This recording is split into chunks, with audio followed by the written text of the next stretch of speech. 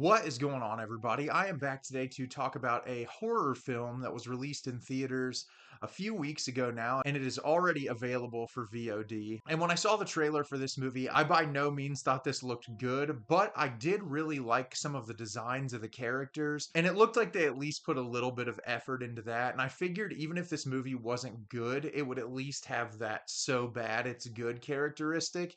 And I didn't get to catch it in the theater, but I did watch it on VOD at home.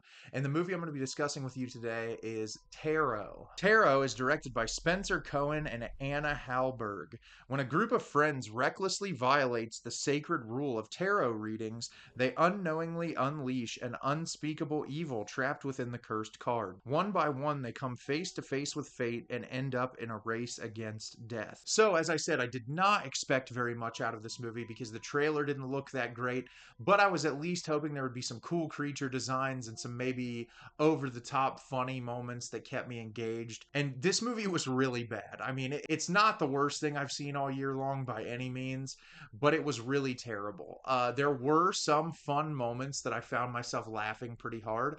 I do appreciate the approach to the way that the tarot cards looked and then the characters from the tarot cards coming to life. There was a lot of creativity surrounding that, and I really enjoyed the effort put into that. Some of the ones that look more CGI are not great, but I'll talk about all of that when I break the movie down. So this film has the most simplistic premise in the world. This group of college kids goes to this eerie old mansion for vacation while they're on break from school, and I'm not sure what would compel a bunch of kids to rent an old mansion in the middle of nowhere, but they do it anyway.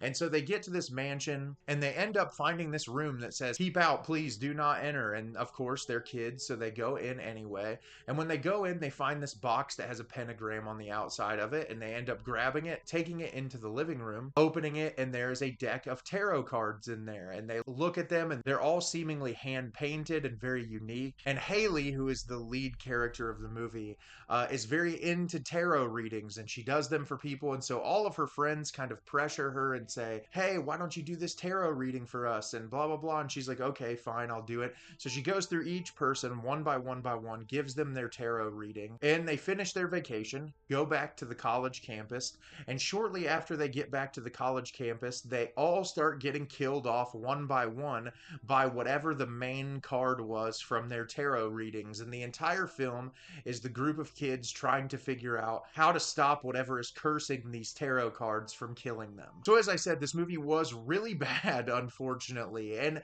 it's really a shame because it's a cool concept. I have not seen a movie involving tarot readings or tarot cards used in a horror setting where it's like the main focal premise. There's a lot of problems here, and I'll go through them. For starters, the performances here are absolutely atrocious. There is not one single character in this movie that I thought did a really great job. Jacob Batalon from the Spider-Man movies, who everyone knows, he adds some comedic relief here, but I think that's just because he has a personality. A lot of his line delivery is so just cringy and over the top, and that's pretty much every character in this.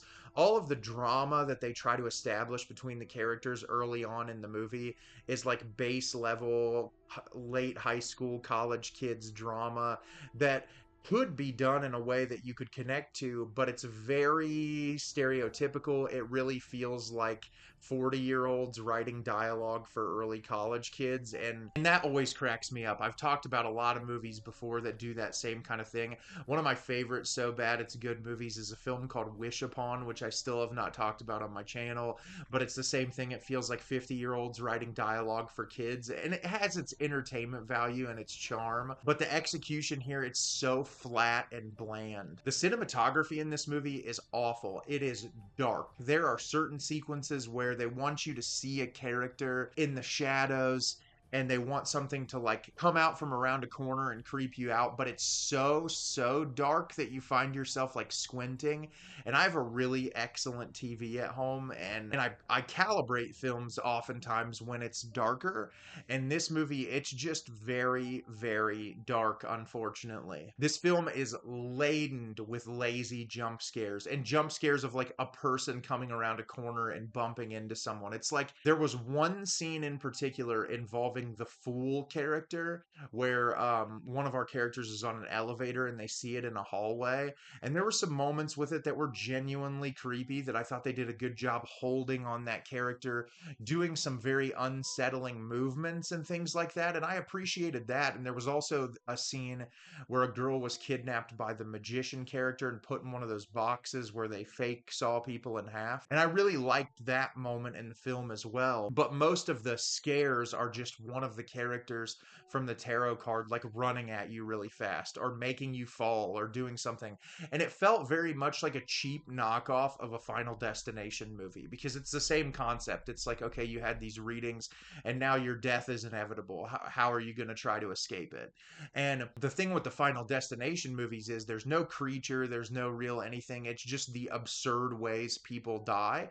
And there's a lot of effort and energy put into those. And those movies are goofy in a way that works because they never take themselves too seriously. But the violence is incredibly grisly. So contrasting that with kind of the goofy, over the top tone is what makes those movies work so well. This movie, it's trying to be serious. It's trying to take itself seriously. It has its like comedic levity because they're college kids, but it thinks it's a very serious and scary horror movie, and it is not by any means.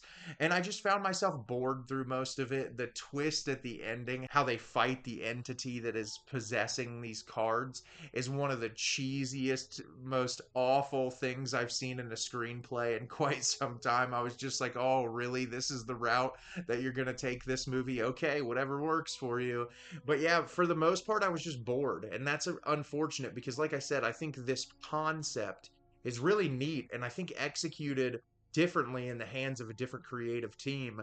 It could have been something truly fun to watch, but instead it was just a very generic, run of the mill horror movie that was relatively bland through most of it. The pacing was really bad. So I would not recommend paying for this on VOD. Just skip it. There are a ton of horror movies out there that are way more worth your time. So have you seen Tarot? Did you love it? Did you hate it? Leave me a comment down below and let me know what you thought.